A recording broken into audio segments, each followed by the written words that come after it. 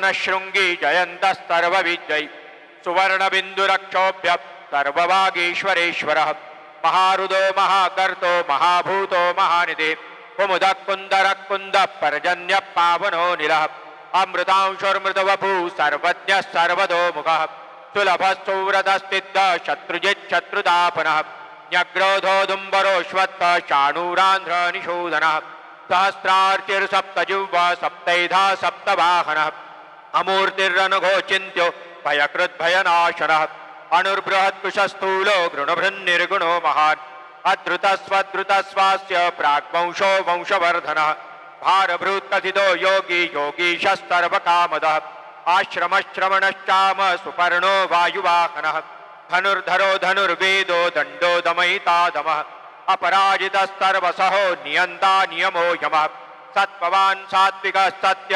सत्यधर्मपरायणः अभिप्राय प्रियार्होर्ह प्रियकृत् प्रीतिवर्धनः विहाय सगतिर्ज्योतिर्सुरुचिर्हुतभुग्विभुः रविर्विरोचनः सूर्य सवितारविलोचनः अनन्तो हुतभुग्भोक्ता सुखदो नैकजोग्रजः अनिर्विण्णः सदा मर्षि लोकाधिष्ठानमद्भुतः सनातनतमः कपिलः कपिरव्ययः स्वस्तिदः स्वस्तिकृत् स्वस्ति स्वस्तिभुक् स्वस्ति दक्षिणः अरोद्रकुण्डली चक्री विक्रम्योर्जितुशासनः शब्दातिगशब्दसः शिशिरश्चर्वरीकरः अक्रूरपेशलो दक्षो दक्षिणक्षमिणाम्बरः विद्वत्तमो वीतभयः पुण्यश्रवणकीर्तनः उत्तारणो दुष्कृतिः पुण्यो दुःस्वप्ननाशनः वीरः रक्षणस्तन्तो जीवनः पर्यवस्थितः अनन्तरूपोरनन्तश्रीर्जितमन्युर्भयापः चतुरस्रो गभीरात्मा विदिशो व्यादिशो दिशः अनादिर्भूर्भुवो लक्ष्मी सुवीरो रुचिराङ्गदः जननो जनजनमादिर्भीमो भीमपराक्रमः आधारनिलयो धाता पुष्पः सप्रजागरः ऊर्ध्वगस्तत्पथाचार प्राणद प्रणवप्रणः प्रमाणं प्राणनिलय प्राणभृत् प्राणजीवनः तत्त्वं तत्त्वविदेकात्मा जन्ममृत्युजरातिगः भूर्भुवस्वस्तरुस्तार सपिता प्रपितामहः यज्ञो यज्ञपतिर्यज्वा यज्ञाङ्गो यज्ञवाहनः यज्ञभृद्यज्ञकृद्यज्ञी यज्ञभुग्यज्ञसाधनः यज्ञान्तकृद्यज्ञगुह्य मन्नमन्नाद एव च आत्मयोनि स्वयं जातो वैखानस्सामगायनः देवकीनन्दनस्रष्टा कितीशः पापनाशनः शङ्खभृन्नन्दकी चक्री शारङ्गधन्वागदाधरः रथाङ्गपाणिरक्षोभ्य सर्वप्रहरणायुध वनमाली गदी शारङ्गी शङ्खी चक्री च नन्दकी श्रीमान्नारायणो विष्णु वासुदेवोऽभिरक्षतु सर्वप्रहरणायुध सर्वप्रहरणायुध ॐ नमः इति नमोऽस्मनन्ताय सहस्रमूर्तये सहस्रपादाक्षिशिरोरुबाहवे सहस्रनाम्ने पुरुषाय शाश्वते सहस्रकोटियुगधारिणे नमः आकाशात् पतितं तोयं यथा गच्छति सागरं सर्वदेव नमस्कारं केशवं प्रति गच्छति पुण्डलीकवरदा हरिविठ्ठल सद्गुरु ज्ञानेश्वर तुकाराम महाराज की जय सद्गुरुनाथ गजानन महाराज की अम्बा माता की जय जय रघुवीर समर्थ।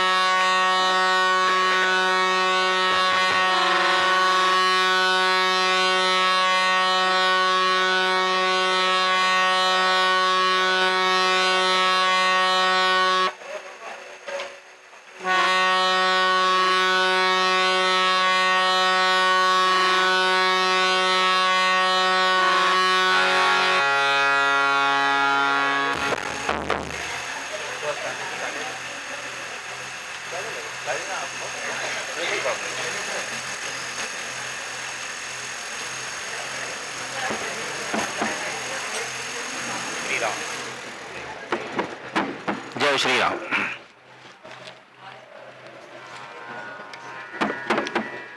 जय श्रीराम. जय श्रीराम. तुम्ही हां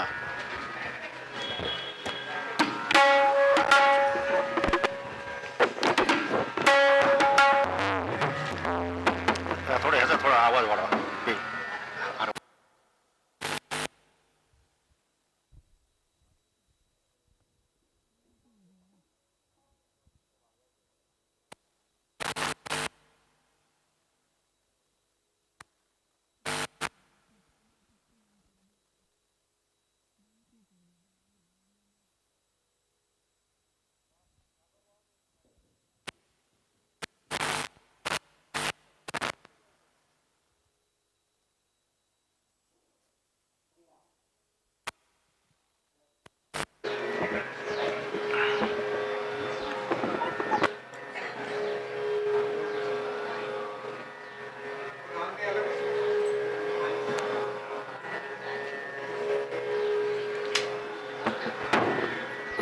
जय श्रीराम. जय श्रीराम.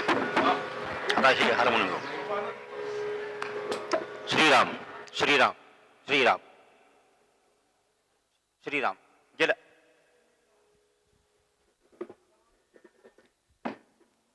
श्रीराम श्रीराम श्रीराम.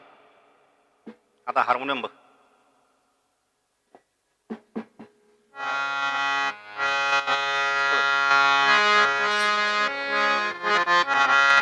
ठीक आहे.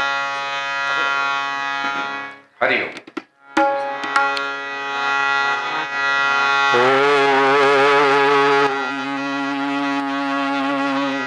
हरि ओम नमो भगवते वासुदेवाय. हरि ओम नमो भगवते हरि ओम नमो भगवते वासुदेवाय. हरि ओम नमो भगवते वासुदेवाय. हरि ओम नमो भगवते वासुदेवाय. हरि ओम नमो भगवते वासुदेवाय. हरि ओम नमो भगवते वासुदेवाय.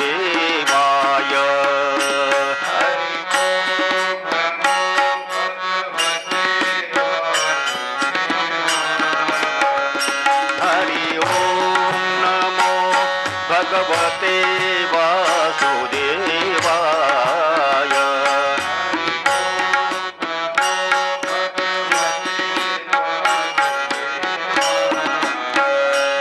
हरि ओम नमो भगवते वासुदेवाय.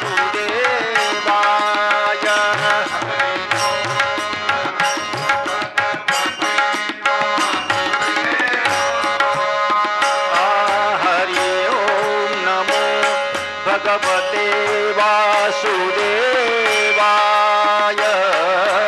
वासुदेवाय.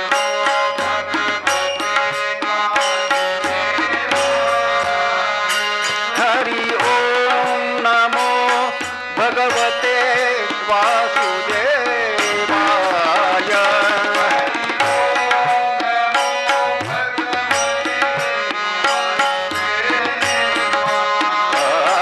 हरि ओम नमो भगवते वासुदेवाय.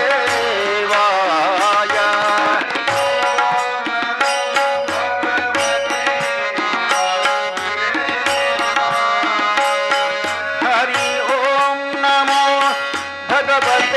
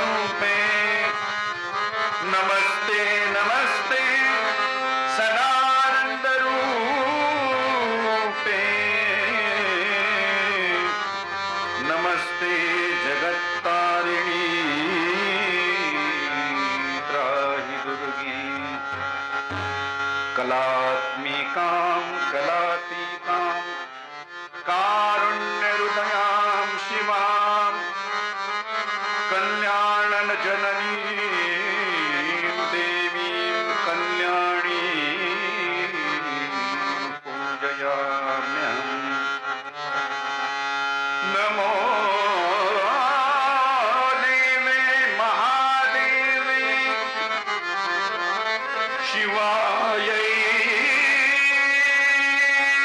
सततं नमः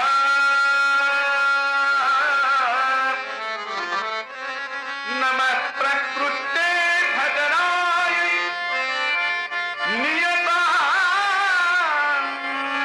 प्रणतास्मताम् सर्वं खलु विदमेवां नान्यदस्ति सनातनम्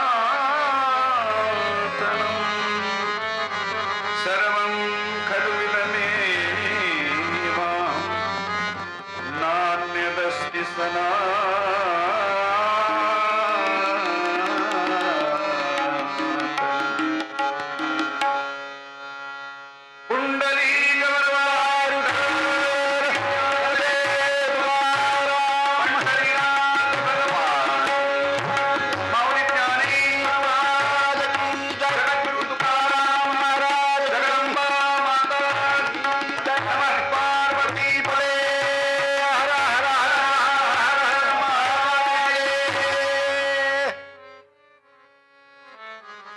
जय दुर्गा माता भवानी जय दुर्गा माता जय दुर्गा माता भवानी जय दुर्गा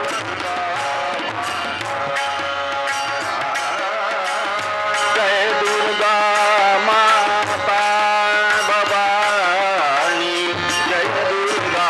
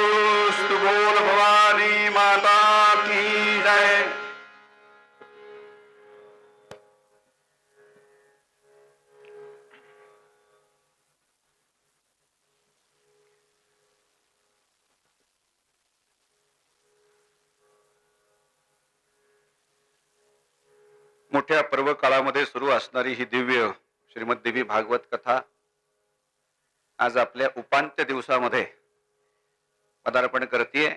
या प्रसंगी उपस्थित असणारे सर्व साधक, उपासक, तत्वचिंतक, सद्भक्त यांच्या हृदयस्थ परांबिकेला वंदन करतो. संहिता वाचक वेदमूर्ती श्री शर्मा गुरुजी यांना विशेष वेगळा नमस्कार करतो. कलियुगामध्ये धर्म ज्यांच्या आश्रयाने राहतो असे सर्व विप्रवर यांना विशेष वेगळा नमस्कार करतो. आणि आजच्या 8व्या दिनाच्या देवी भागवत महापुराणाच्या चिंतनाला आपण प्रारंभ करूया. मानवी जीवन केवळ सुखाचा उपभोग घेण्यासाठी नसून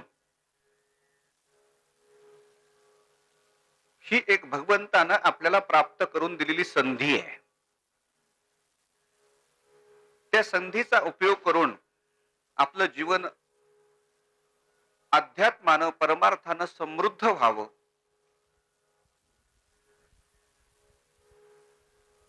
या योनीतून त्या योनीमध्ये असं फिरत बसण्यापेक्षा त्या परांबिका भगवतीच्या चरणाजवळ आपल्याला स्थान प्राप्त व्हावं,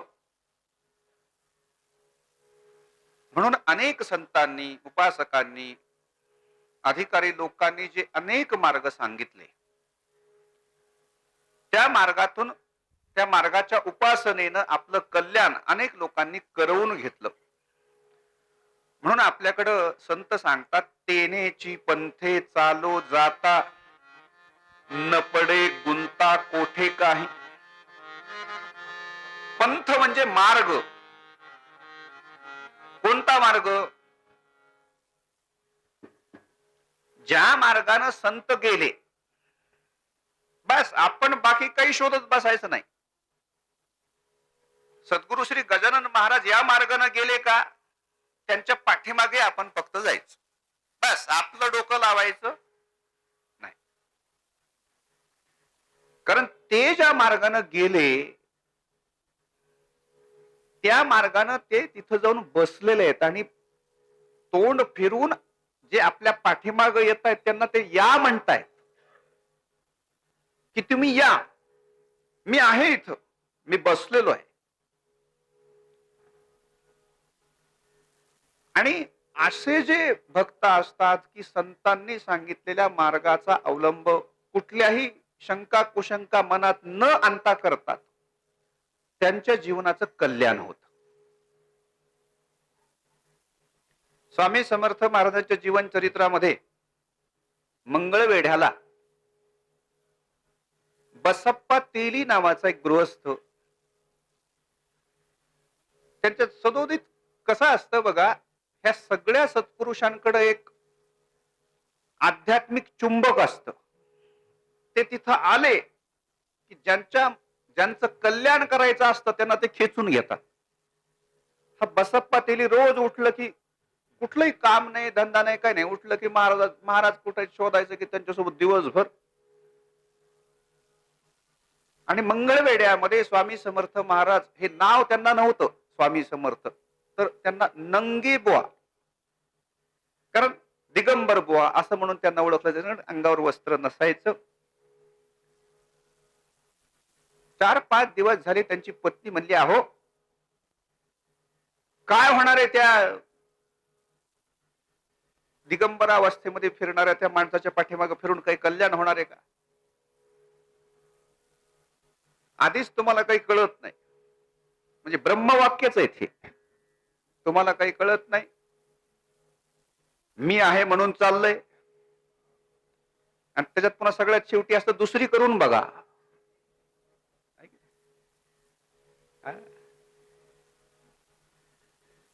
त्याच्यावर काहीच परिणाम झाला नाही. त्यानं आपली निष्ठा आढळ ठेवली.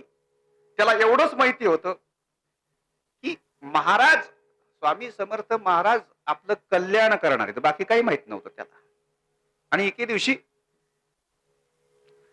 संध्याकाळी फिरता फिरता 5-6 वाजताची वेळ, आणि फिरता फिरता त्यांच्या पाठीमागे हा बसप्पा तेली जाऊ लागला. महाराज पुढे पाठीमागे वळून बघतायत, घरी जा, जाओ घर को, ते असं हिंदी बोलायचे मध्ये, घर को जाओ. हमारे पैसे क्यों आता?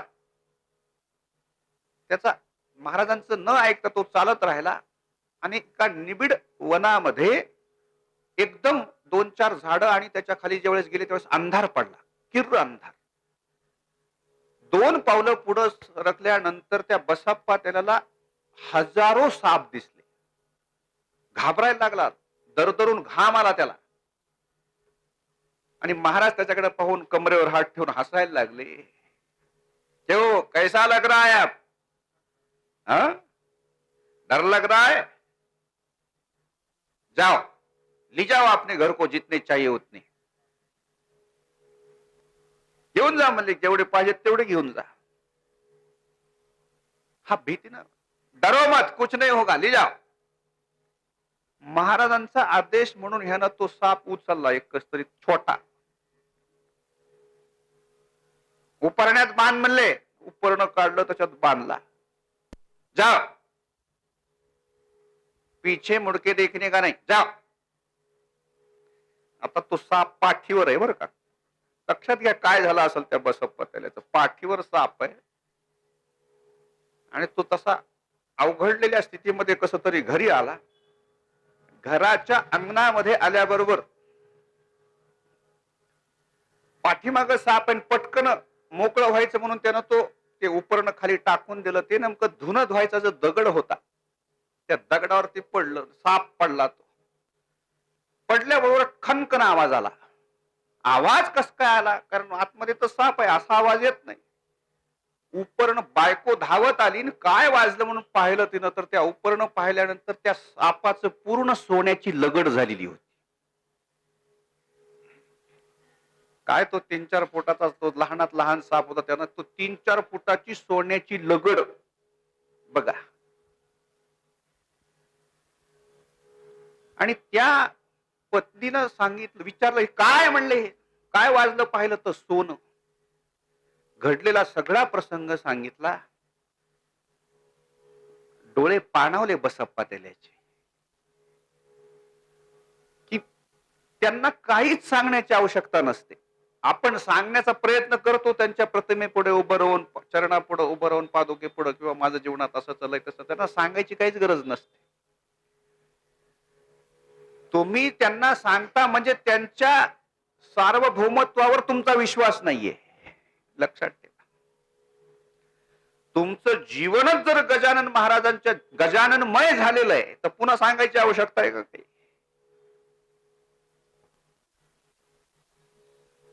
डोळे पाणावले त्याचे. मला सांगा, 4-5 फूट साधारणपणे आपल्या एवढ्या अंगठ्या आणि बोटामध्ये बसेल एवढी ती लगड, म्हणजे पहार. 16 mm चा जो गज असतो की नाही लोखंडी, किती किलो? साधारणपणे 4-5 किलो पेक्षाही कदाचित जास्त सोनं एकदा महाराजांनी दिलं. पत्नीला सांगतोय, पत्नी तरी त्याला म्हणते, तुम्हाला खरंच कळत नाही हो, 5-7 तरी आणायचे.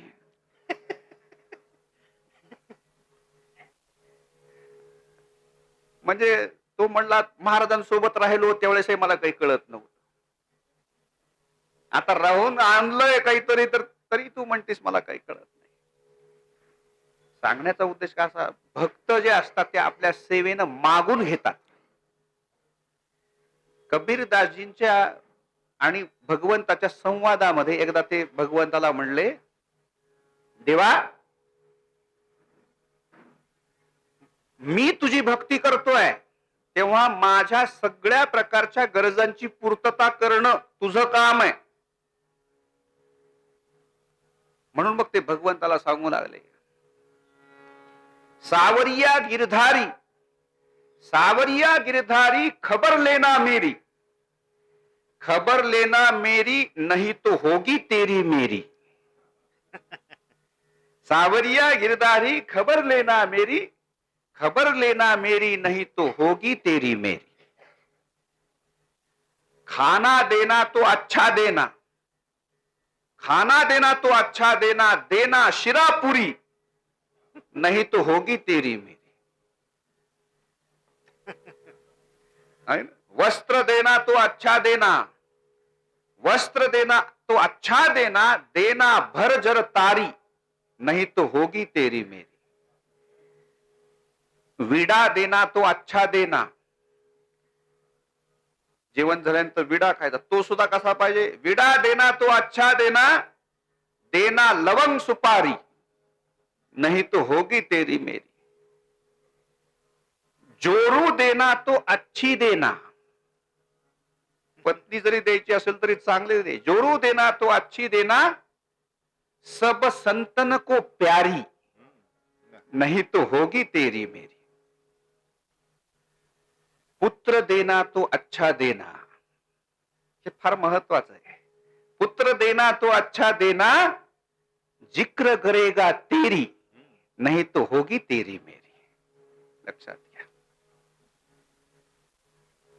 तुम्ही जितकं भौतिक सुख भगवंताकडून मागून घेताना तितकंच तुम्ही रिटर्न त्याला दिला पाहिजे. आपण आपल्याला ते IT रिटर्न्स आपण भरत नाही का? त्याच्यावर टॅक्स आहे आपल्या कमाईवर. मग तो इतक्या गरजा आपल्या पूर्ण करतो, त्याचा टॅक्स आपण द्यायला नको का?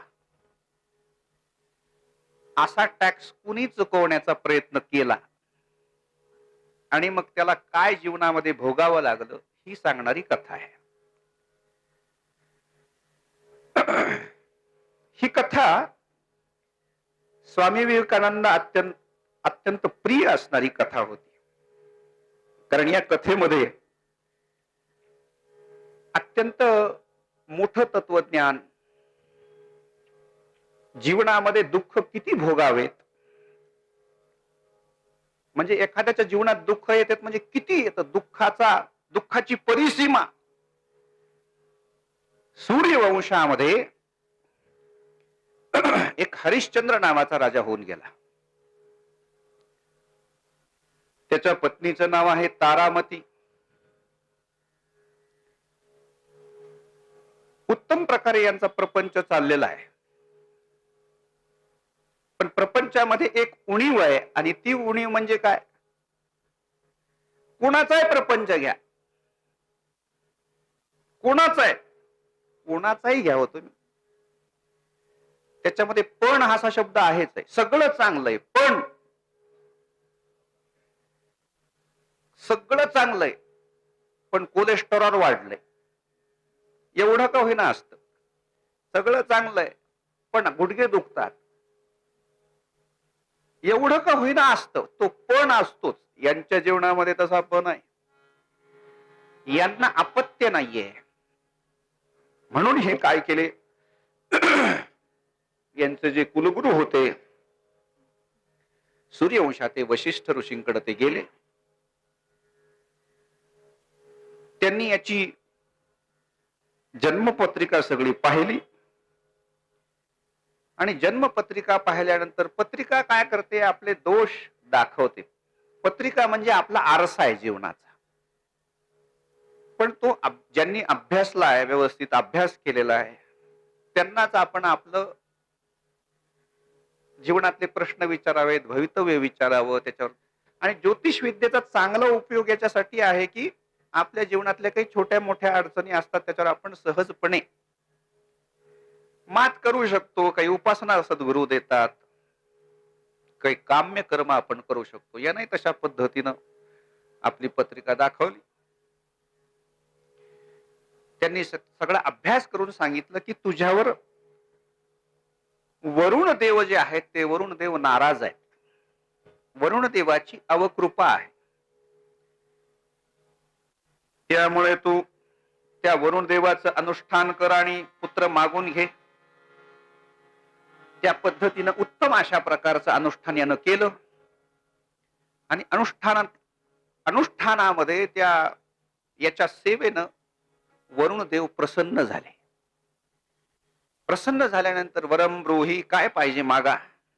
सांगितलं पुत्र पाहिजे, ठीक आहे पुत्र देतो. तुझ्या नशिबात पुत्र नाहीये, पण तुझ्या अनुष्ठानाने मी प्रसन्न झालेलो असल्यामुळे तुला पुत्र देतो. पुत्र देतो, तुला पुत्र होईल, एवढं वाक्य ऐकल्याबरोबर इतका आनंद याला झाला. मला मुलगा होणार आहे, मला मुलगा होणार आहे, मला मुलगा होणार आहे. वरुण देव बोलत होते तुला मुलगा होणार आहे, नशिबात नाहीये तुझ्या, पण तू पुत्र सुख तुला प्राप्त झाल्यानंतर काही दिवसांना तो मला परत करावा लागेल, कारण तुझ्या नशिबात नाहीये, तुझ्या प्रारब्धात नाहीये, पण तुझ्या सद्गुरूच्या मार्गदर्शनामुळे तुला त्याचं सुख काही दिवस प्राप्त होणार आहे, तो मला तुला परत करावा लागेल. ठीक आहे, काही हरकत नाही, देतो. त्या आनंदाच्या भरात शब्द देऊन टाकला. म्हणून आपल्याकडे आनंदात वचन देऊ नये, कारण त्या आनंदाच्या भरात माणूस काय बोलून जाईल काय सांगता येत नाही. ठीक आहे, आशीर्वादानं मुलगा झाला, आनंदी आनंद, त्याचं नाव रोहित असं ठेवलेलं आहे. मुलगा झाला, 1 महिन्यानंच हजर झाले वरुण महाराज एका ब्राह्मणाच्या रूपामध्ये, माझा पुत्र मला परत द्या. पुत्र झाला. अहो म्हणले त्याला 40 दिवस सुद्धा झालेले नाही, म्हणजे अशोध सुद्धा अजून काही मोकळं झालेलं नाहीये, शुद्धी झालेली नाहीये, तुम्ही काही दिवसांनी या. ठीक आहे म्हणले, काही दिवसांनी येतो. पुन्हा काही दिवसांनी आले, 2-4 महिन्यानं आले. म्हणले राजा आठवणीत आहे ना तुझ्या पुत्र द्यायचा आहे, मग नेऊ का? नाही, त्याला अजून दात सुद्धा आलेले नाहीत. आता हा पुत्र द्यायचा म्हणजे कसा द्यायचा आहे? वरुण याग करून त्याच्यामध्ये त्याचा बळी द्यायचा आहे, यज्ञाला समर्पित करायचा आहे. तो कुठलीही देवता आपल्याला दिलेला जो भाग आहे तो हवीर भाग अग्नीच्या मुखातूनच ग्रहण करत असते, लक्षात ठेवा. त्याला बळी द्यायचा आहे. काही दिवसांना मी देतो म्हणले, नक्की देतो, नक्की देतो. अजून याला दात आलेले नाहीत, आणि दात आल्याशिवाय त्याचा बळी दिला जात नाही, लक्षात ठेवा. कुठला म्हणजे आता ती पद्धत बंद झाली समजा, यज्ञामध्ये पशुबळी वगैरे द्यायची पद्धत जी आहे, पण त्याला दात आले पाहिजेत. बस वरुण देव येत आहेत, हा नको म्हणतोय. चुडाकर्म संस्कार झाला पाहिजे, म्हणजे जावळ काढण्याच्या आधी आला, म्हणला जावळ काढायचं राहिलंय. वरुण देव परत गेले, पुन्हा उपनयन संस्कार करायचा राहिलाय. ज्या ज्या वेळेस वरुण देव आले त्यावेळेस यानं काही ना काहीतरी कारण सांगितलं. शेवटी या वरुण देवाच्या लक्षात आलं की राजा आपल्याला फसवतोय. राजा काय, आपण सुद्धा फसवतो देवाला. समजा आपल्याला एखाद्या महाराजांनी सांगितलं चला यात्रा 4 धाम यात्रेला जाऊ, आपण काय म्हणतो, नाही नाही पोराची 10वी. काही दिवसांनी चला म्हणले की नाही आता 12वीला आहे, नाही आता काय MBBS चालू आहे, इंजिनिअरिंग चालू आहे, नाही आता नोकरी त्याला लागली की आता बस. गजानन महाराज मंदिरातली उपासना रोज, पुन्हा आणखी काय, पुन्हा आणखी काय, पुन्हा आणखी काय, मग त्याचं लग्न, त्याचा प्रपंच. आपणही हे असंच चाललेलं आहे. शेवटी राजाला ओळखलं यानं, राजा तू मला फसवतोयस, मी तुला शाप देतो की तुला जलोदर नावाचा रोग होईल. जलोदर नावाचा रोग त्याला राजाला जडला. वसिष्ठांकडे पुन्हा गेला. वसिष्ठ ऋषींनी सांगितलं तू असं करायला नको होतस, तुझ्या मनामधला मोह जो आहे तो पुत्र मोह तुला हे करू देत नाहीये, पण मी तुला आधीच सांगितलं होतं एकतर नवस करू नका, आणि नवस केला तर तो अवश्य फेडा, लक्षात ठेवा. समर्थ रामदास स्वामी ज्यावेळेस बोहल्यावरून सावधान म्हणलं की पळून गेले तिथून, आणि अनेक दिवस ते सापडलेच नाही. त्याच्यामुळे मग इकडे शोधाशोध करून माणसं थकले. त्यावेळेस त्यांच्या आईनं एक नवस केला होता की माझा मुलगा जर घरी परत आला तर हे तुळजाभवानी माता मी तुला सोन्याचं कमळ वाहील. समर्थ रामदास स्वामी सज्जनगडावर त्यांची आई गेली आणि 1-2-3 वर्षानंतर जवळपास ते बसलेले आहेत. आणि बसल्यानंतर त्यांच्या हातावर चट्टा आला, एक पांढरा चट्टा. तर चट्टा पाहिल्याबरोबर त्यांच्या असं लक्षात आलं, त्यांनी कल्याण स्वामी सोबत होते, त्यांनी सांगितलं, कल्याणा चल माझ्यासोबत. कल्याण स्वामी आणि समर्थ रामदास स्वामी घोड्यावर बसले, सराफ कट्ट्यावर गेले. सराफ कट्ट्यावर गेल्यानंतर त्यांनी एक सोन्याचं कमळ करून घेतलं आणि दोघ जण घोड्यावर तुळजाभवानीला तुळजापूरला आले. आणि ते सोन्याचं कमळ त्यांनी जगदंबेला तुळजाभवानीला अर्पण केलं, हात जोडले. आणि मग मुखातून त्यावेळेस त्यांच्या शब्द निघालेले आहेत, तुळजा राम वरदायिनी.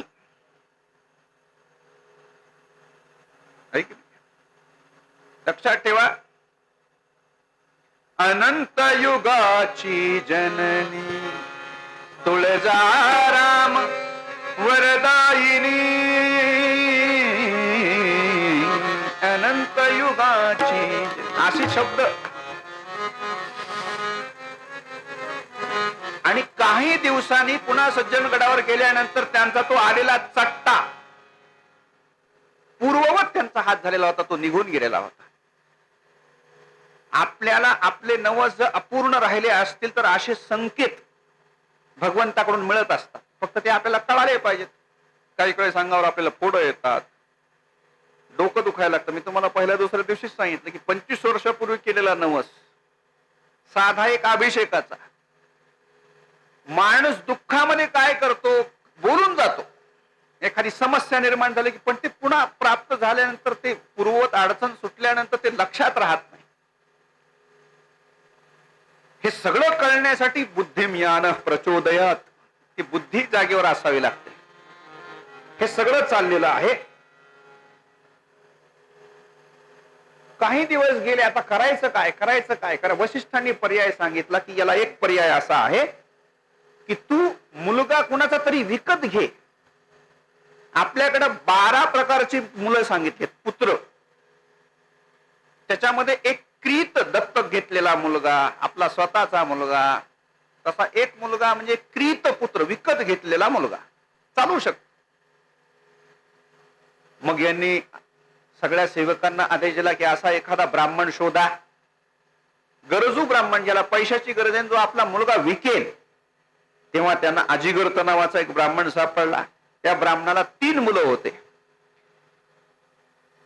त्यातलं पहिल्याचं नाव आहे शुनपुच्छ, दुसरा आहे शुनशेप आणि तिसरा आहे शुनो लांगुल.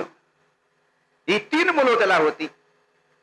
प्रस्ताव ज्यावेळेस समोर आला राजाचा आणि त्याला सांगण्यात आलं की 100 गायी तुला आम्ही देऊ, भरमसाठ सोनं देऊ, काय पाहिजे ते माग, पण तुझा मुलगा आम्हाला दे.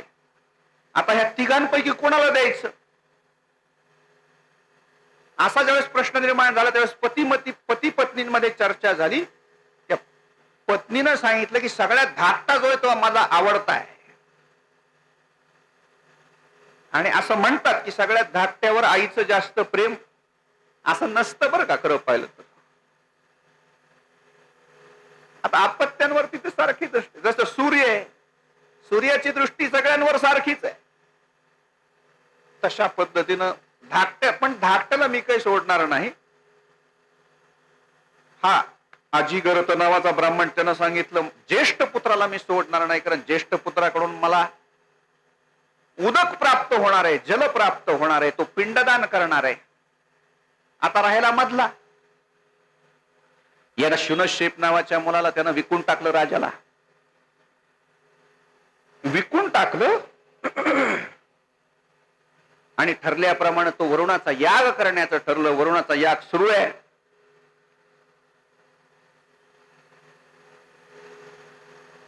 तो यज्ञयूप जो होता, त्या यज्ञयूपामध्ये त्या खांबाला या शुनशेपाला बांधलेलं आहे. लक्षात ठेवा. काय असायचं, यज्ञशाळेमध्ये एक मधोमध एक खांब उभा केलेला असतो, त्याला यज्ञयूप म्हणतात. आता यज्ञशाळा उभा करायचे दिवस गेले, ते शक्य नाहीये. त्या यज्ञयूपाला जो बळी द्यायचा पशु आहे त्याला बांधलं जातं. आता याला बळी द्यायचं शुन शेपाला म्हणून त्याला मध्ये आणून बांधलेलं आहे. त्याला सांगण्यात आलंय तुझा बळी द्यायचा आहे. याच्या मनामध्ये विचार सुरू झाले की सगळ्यात जास्त विश्वास कोणावर असतो मुलाचा? पहिला आईवर असतो, दुसरा वडिलावर असतो. आई वडिलांनी मला विकून टाकलंय. तिसरा राजा, राजा मला प्रत्यक्ष बळीच द्यायला वाचवायचं सोडून. आणि त्याच्या मनामध्ये जे विचार सुरू झाले, आता आता मला कोण वाचवेल, कोण वाचवेल, कोण वाचवेल? लहान तो 7-8 वर्षाचा मुलगा, कोण वाचवणार आहे? आता जीवनात माझं कोणी नाहीये. प्रार्थना करतोय, सगळं अनुभवलंय. म्हणले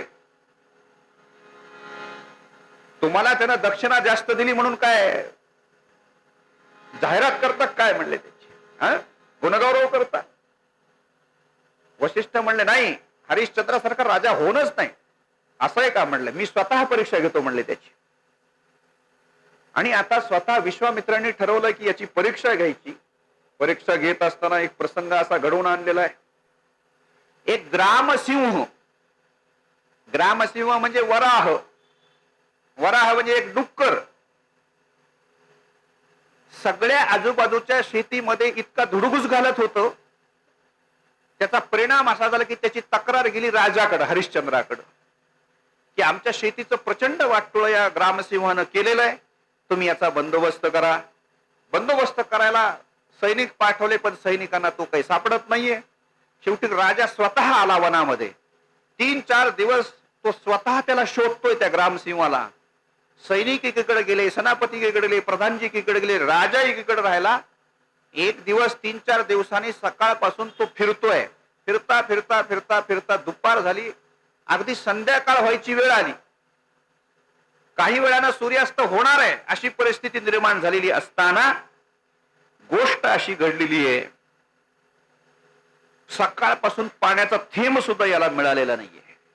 मग अशा अवस्थेमध्ये यानं काय केलं तर या अशा अवस्थेमध्ये त्याला पाणी मिळेल का, पाणी मिळेल का याच्या शोधामध्ये तो फिरत असताना त्याला एक आश्रम दिसला. त्या आश्रमामध्ये एक ऋषी बसलेले होते. कोण आहेत ते माहित नाही होतं त्याला, पण ऋषी दिसतायत. आतमध्ये गेला, त्यानं हात जोडून प्रार्थना केली, ऋषीवर मला पाणी मिळेल का? मला सकाळपासून पाण्याचा थेंब मिळालेला नाही. हो हो मिळेल ना, बसा. बसवलं. राजाला छान पाणी दिलं, पाणी पोटात गेलं, काही फळं वगैरे त्याला दिली. आता जरा बरं वाटू लागलं. आणि खूप त्रास झालेला असल्यामुळं पाणी फळं मिळाले. राजाचं चित्त खूप छान प्रसन्न झालं. प्रसन्न झालेला असताना तर मग चौकशी करायला सुरुवात केली. आपला आश्रम त्यांनी सांगितलं, आमच्या आश्रमामध्ये इतके विद्यार्थी, तितके विद्यार्थी, हे सगळं असं असं चालू आहे. आणि मला वाटतं तुम्ही हरिश्चंद्र नावाचे राजे आहात म्हणले आपल्या नगरीचे, या राज्याचे. हरिश्चंद्र मला तुम्ही कसं काय मला ओळखलं? नाही म्हणले, इतक्या चांगल्या पद्धतीने उत्तम संवाद संभाषण तुम्हीच करू शकता. आणि तुम्ही इतकं चांगले मोठे राजे आहात की तुमच्या हातानं फार मोठं कार्य सुरू आहे. जे प्रशंसा करायला सुरू केली राजाची. आणि लक्षात ठेवा, आपल्याला अनेक श्लोकांमध्ये, शास्त्रानं, सुभाषितांमध्ये सांगितलेलं आहे की जिथं आपली गरजेपेक्षा जास्त प्रशंसा होते तिथं शंका घ्यावी. तत्र शंका प्रकर्तव्या. कारण काय होतं, ज्या अर्थी विनाकारण कोणी कोणाची स्तुती करायला रिकामं नाहीये. सध्या जगातले 50% लोक आरशा पुढे उभा राहूनच गुरुपौर्णिमा साजरी करतात. गुरु शोध माझ्यासारखं दुसरं कोणी नाहीच, मला सगळं कळतंय, मला सगळं कळतंय अशा भावानं. पण त्या स्तुतीमध्ये तो इतका हुरळून गेला, हुरळून गेला, हुरळून गेला. पूर्वजांची स्तुती केली. हे सगळं करत असताना सांगा, आज मला तुम्ही सूर्योदयापासून थेंब सुद्धा मिळालेले नसताना मला पाणी दिलंय, फळं दिलीत, मी तुम्हाला काय देऊ? काय देऊ? तुम्ही म्हणाल ते देऊ शकता. म्हणले हो, तुम्ही मागून तर बघा. बघा राजे साहेब, तुम्ही शब्द देताय, तुम्हाला म्हणाल ते द्यावं लागेल. ठीक आहे, मागून तर बघा. पुन्हा शब्द फिरवू नका. अहो तुम्ही मागा हो, मी राजा आहे, काही देऊ शकतो, काही देऊ शकतो. घ्या हातात पाणी. हातात पाणी घेतलं आणि संकल्प करायला सुरुवात केली. आणि संकल्प करता करता काय संकल्प केलाय बघा. सुवर्ण वस्त्र द्रव्य दासी सहितम सर्व साम्राज्यम तुभ्यम अहम संप्रददे. हातात पाणी घेतलं. काय काय दिलं? सुवर्ण, तुमच्या राज्यामध्ये असलेलं सगळं सोनं, वस्त्र, दास दासी सहितम सर्वम साम्राज्यम तुभ्यम अहम संप्रतदे. सोडा पाणी. पाणी सोडलं. बस, काय नाही, छान, संतुष्ट आहे म्हणले. मग म्हणले हे सगळं तुम्ही घ्यायला कधी येणार?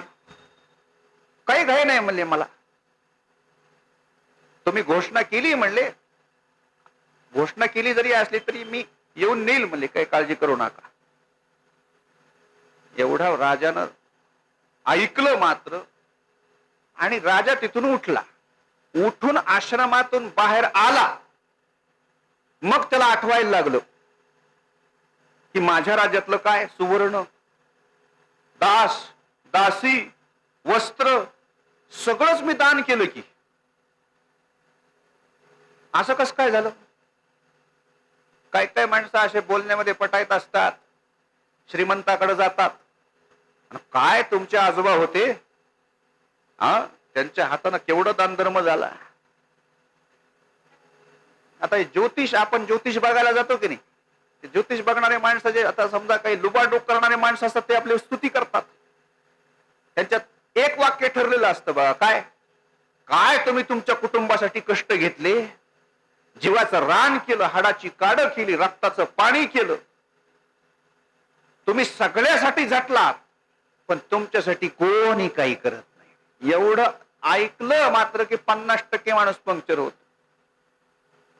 आणि एखादी बाई जर असली तर तिला ते बोलतात, काय तुम्ही कष्ट घेतले जीवनामध्ये, एकीकडे कष्ट, कुटुंबातले कष्ट, आणि काय तुम्हाला बाळांपणात त्रास झाला, आता कोणत्या बाईला होत नाही.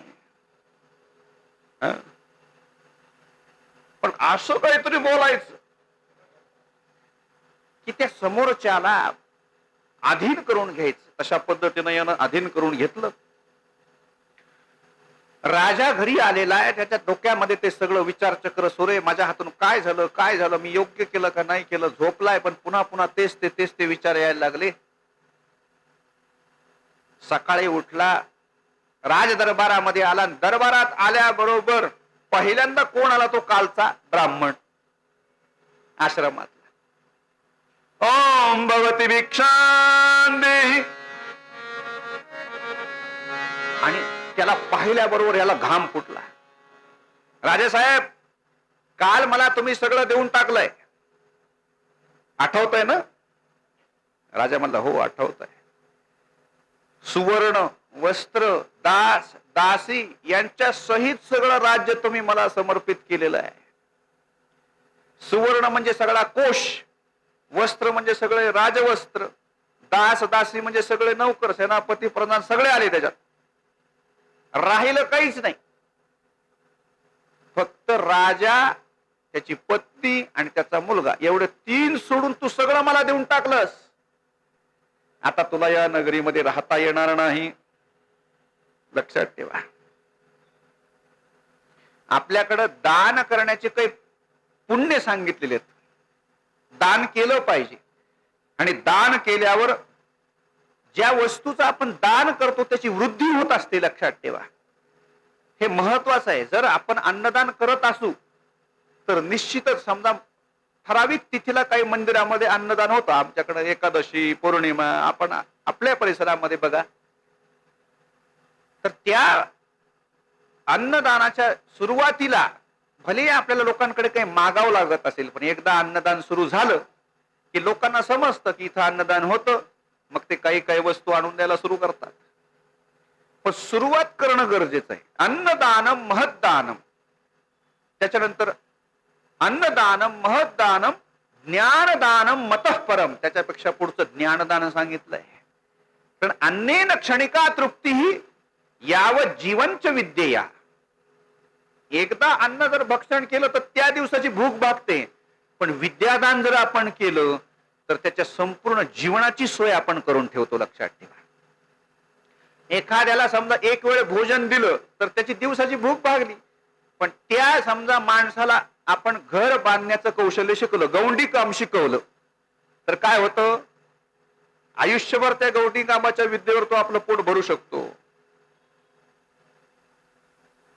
शास्त्रानं काय काय सांगितलंय बघा. जर आपण दक्षिणादान दिली तर आपल्याला देव लोकामध्ये, देव नावाचा लोक आहे, त्या देव लोकामध्ये स्थान प्राप्त होतं.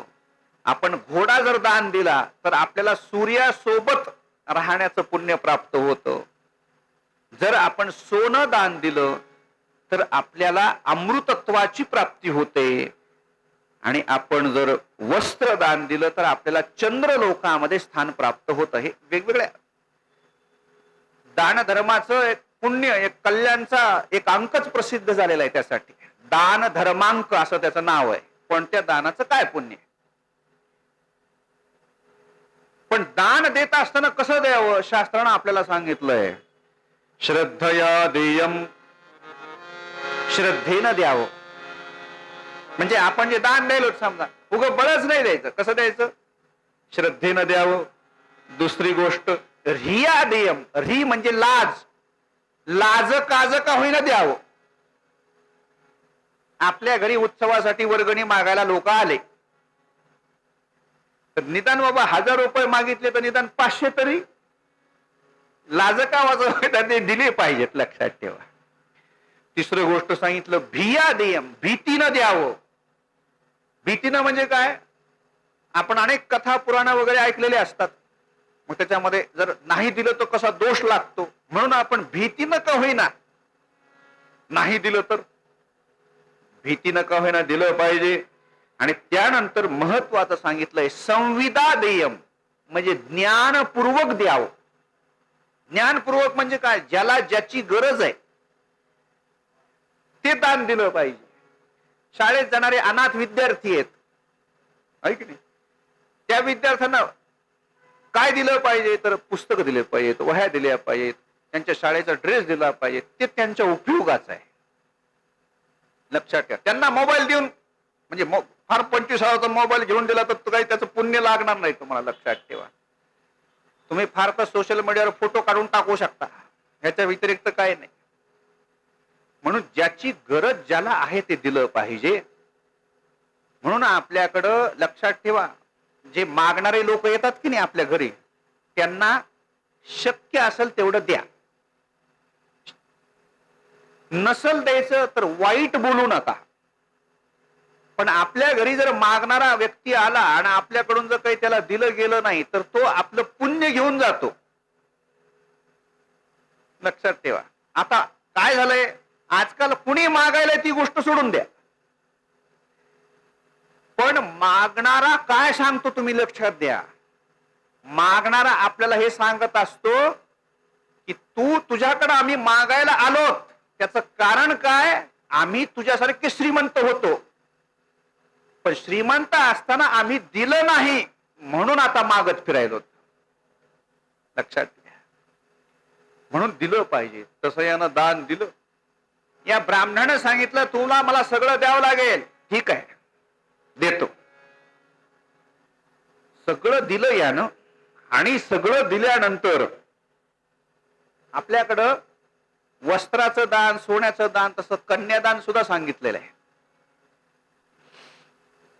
कन्यादान म्हणजे चांगल्या ब्राह्मणाला, चांगल्या वराला, चांगल्या क्षत्रियाला, चांगल्या वैश्याला, चांगल्या सेवावृत्ती माणसाला आपल्या त्याचा चांगला उत्तम प्रपंच होण्यासाठी कन्या आपण दान करतो आहोत, असा संकल्प आहे कन्यादानाचा. कन्यादान केल्यानंतर जी वस्तू दान केलेली असते त्याच्यावर आपला अधिकार राहत नाही. म्हणून जुने लोक मुलीच्या सासरी जात नव्हते किंवा गेले तिथं जर भोजन केलं तर त्या ताटाखाली पैसे ठेवावे लागायचे. कुठपर्यंत? जोपर्यंत तिला पुत्र होत नाही आपल्या मुलीला, कारण तो होणारा नातू आपल्याला पिंडदान करणारा असतो, लक्षात ठेवा. त्याच्याकडून पिंड प्रदान होतं आपल्यासाठी. बस सगळं झालं. सत्यवादी असल्यामुळे, चांगल्या स्वभावाचा असल्यामुळे, ठीक आहे मी जायला तयार आहे या राज्यातून, निघाला. हे बंद करता येईल का? आता बऱ्यापैकी कमी झालंय.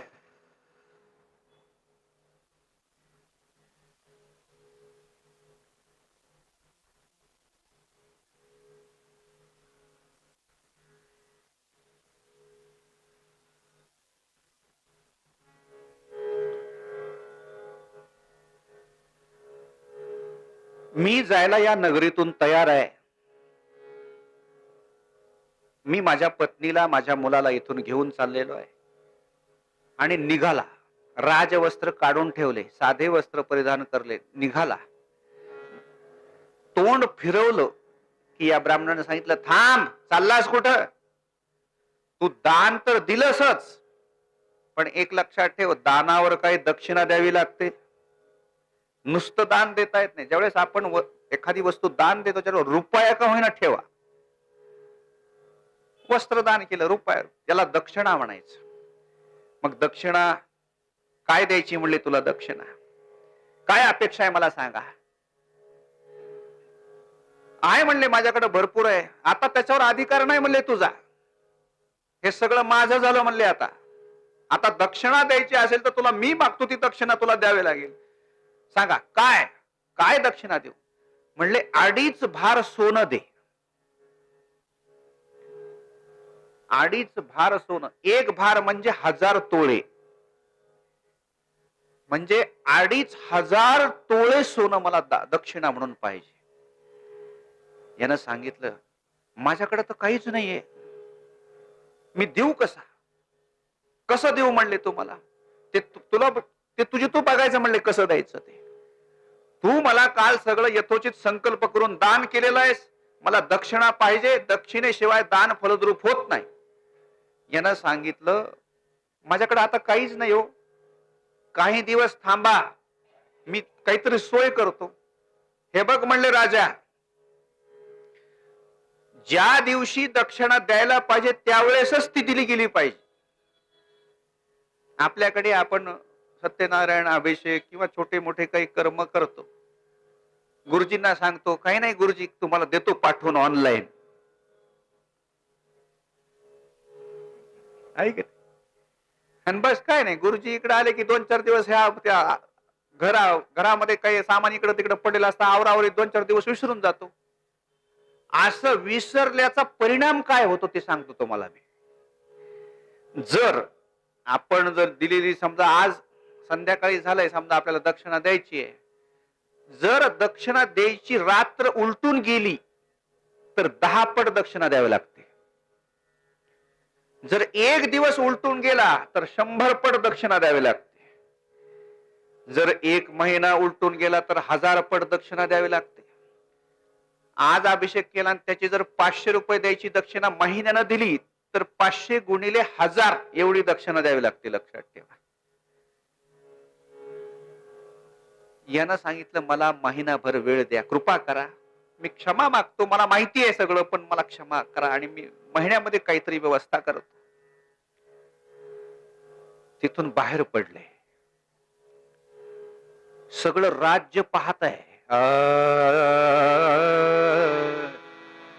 बाहेर पडला राजा, मुलाला घेतलेलं आहे, त्या रोहिताला, तारामती नावाची जी राणी होती ती, त्या तारामतीला सोबत घेतलेलं आहे. नगराच्या बाहेर वेशीवर अनेक लोक नगरजन आलेले आहेत आणि राजा काय करून बसला. लक्षात ठेवा, चुका त्यांच्याच हातून होतात जे काही काम करतात. जे कामच करत नाहीत त्यांच्या हातून चुका होतील का? म्हणून एखादा माणूस चुकत असेल, चुका करत असेल तर तो काम करतोय म्हणून चुका करतोय. लक्षात ठेवा, चुकू द्या, दुरुस्ती होईल. पण प्रत्येकालाच काही, आपल्या घरी सूनबाई लग्न होऊन आली पहिल्याच दिवशी काही तिला स्वयंपाक जमेल असं नाही. सगळ्या जगावरचे नकाशे फिरवीत फिरवीत फिरवीत ती भारताच्या नकाशापर्यंत येईल, श्रीलंकेच्या नकाशापर्यंत येईल, आणि कधीतरी पृथ्वी गोलासारखी पोळी जमलच ना तिला. पण तोपर्यंत आपण शांत बसलं पाहिजे. राजा चुकलाय खर तर, तिथून बाहेर पडला आणि कुठं जावं याचा विचार करत करत करत तो काशी नगराला आला. काशी नगरामध्ये आल्यानंतर तहान लागलेली होती. सकाळपासून सगळे हे तिघे जण चालत होते. एक पानपोई होती, त्या पानपोई पशी गेले. पानपोई पशी गेल्यानंतर पाणी, तिथं जो ग्लास होता, पात्र होतं, ते पात्र बुडून पाणी पिणार एवढ्या त्याच्या लक्षात आलं की आपण जर इथलं पाणी पिलं तर त्याच्या बदल्यात आपल्याला काहीतरी द्यावं लागेल, आणि ते बदल्यात काही देण्यासाठी आपल्यापाशी काही नाहीये. पानपोई सुरू करणं हे पुण्याचं काम आहे, पण पानपोईत पाणी पिणं काहीही न देता हे पाप आहे, लक्षात ठेवा. म्हणून कुठंतरी पानपोई आहे, त्या पानपोईच्या बाजूला एक डबा लावलेला असतो बघा, यथाशक्ती दान कीजिए. त्याच्यामध्ये रुपये का होईना टाका. अन्नदान, आपल्याला मजा वाटते काय तिथं फुकट आहे जेवायला. त्या जेवणाचे जेवढं समजा मूल्य होईल तेवढे पैसे आपले त्या पेटीत पडले पाहिजेत. 10 रुपये टाका, 20 रुपये, काय शक्य असेल तेवढं तुम्ही टाका, टाकत चला. नुसत्या घेणाऱ्याच्याच यादीमध्ये नाव नसलं पाहिजे आपलं, देणाऱ्याच्या सुद्धा यादीत नाव असावं. आणि अन्नदानासाठी विशेष काही आपलं सहकार्य लाभलं पाहिजे यथाशक्ती. प्रयत्नपूर्वक पर्व काळामध्ये जिथं कुठं अन्नदान असेल तिथं पावती फाडा, पेटीत टाका, काय तुम्हाला करायचं त्या पद्धतीने पण करा. यांना विचार केला आपत्ती घडी पाणी पिलं तर त्याचं काहीतरी मूल्य आपल्याला द्यावं लागेल, म्हणून तो तसंच पात्र खाली ठेवलं आणि गंगेच्या किनाऱ्यावर गेला. गंगेच्या किनारी हातपाय धुतले, गंगेचं दर्शन घेतलं आणि तिथं ओंजळीनं पाणी प्यायला लागलं.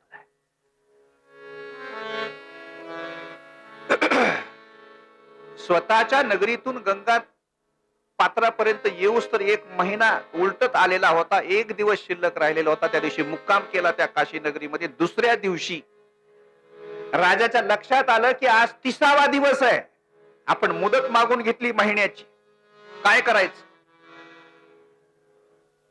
2.5 भार सोनं आणायचं कुठून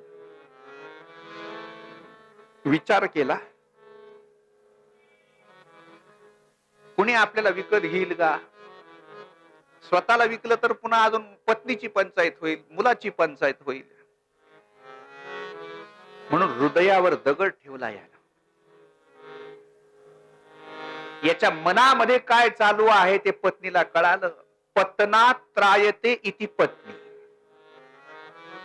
पत्नी म्हणजे कोण, जी पतनापासून तारते, तिचं नाव पत्नी.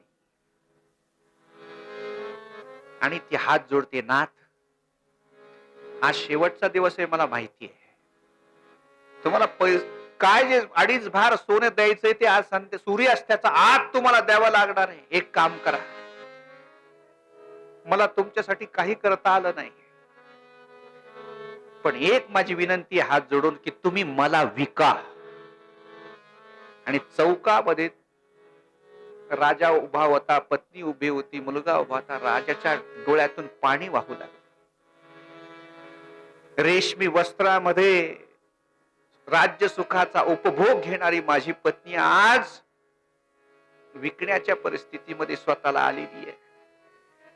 डोळ्यातून अश्रुपात होऊ लागला. अगं असं बोलू नकोस, पर्याय नाहीये दुसरा, तुम्ही मला सांगा काय पर्याय आहे तुमच्याकडे. आणि एक सम्राट हरिश्चंद्र राजा आपल्या पत्नीला विकण्यासाठी त्या चौकामध्ये तिला उभं केलंय आणि आवाहन करतोय की मी माझी पत्नी इथं विकतो आहे दासी म्हणून. ज्यांना कोणाला तिच्याकडून सेवा करून घ्यायची असेल त्यानं तिला विकत घ्यावं.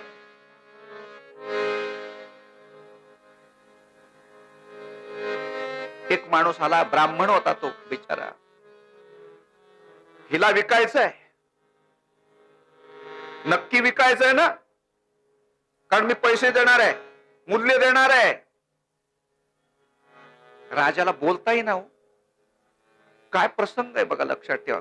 विचार करा की एक सम्राट, परिस्थिती अशी आली, बोलायला त्याने सांग किती किंमत आहे. आता तर तो कोसळलाच. कारण पत्नीची किंमत काय सांगावी, किती रुपये सांगावी सांगा बरं. काय बोलायला तयार नाही. शेवटी यानं सांगितलं की शास्त्रानं अशा पद्धतीच्या स्त्रीची किंमत ही 1000 तोळे सांगितली. एक भार. मी 1000 तोळे तुला एक भार सोनं देतो.